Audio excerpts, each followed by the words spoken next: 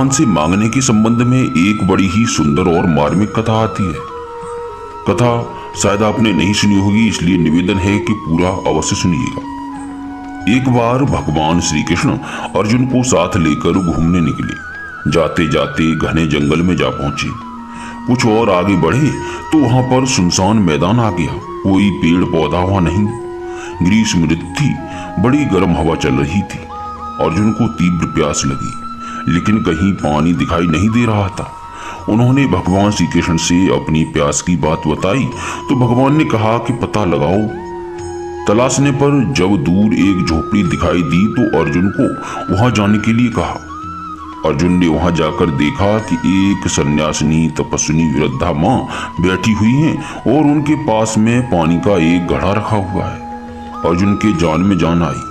वे सन्यासिनी से अनुमति लेकर जल पीकर तृप्त हो गए। अर्जुन जब जल पीकर स्वस्थ हो गए तब देखते हैं कि कुटिया में खूंटी पर एक नंगी तलवार लटक रही है।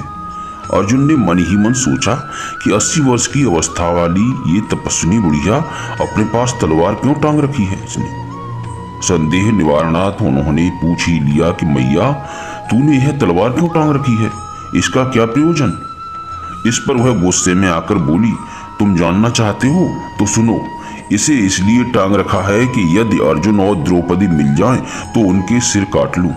अर्जुन अवाक रह गए और भयभीत भी हुए, परंतु अपने को छिपाकर बड़ी विनम्रता से पूछा कि माँ, अर्जुन और द्रौपदी ने तुम्हारा क्या कसूर किया है। ऐसा कौन सा अपराध हो गया कि तुम जैसी तपस्विनी उन दोनों का वध करने को तैयार हो।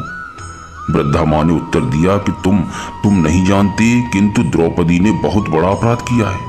उसने मेरे स्वामी भगवान को अपनी साड़ी बनाई, और वह भी रजस्वला की साड़ी। संसार में सभी नंगे पैदा होते हैं, वह भी नंगे मर जाती, परंतु उसने क्यों मेरे भगवान को रजस्वला की साड़ी बना दिया। इतना बड़ा अपराध है उसका कि यदि वह मुझे मिल जाए तो उसे मार डालूं।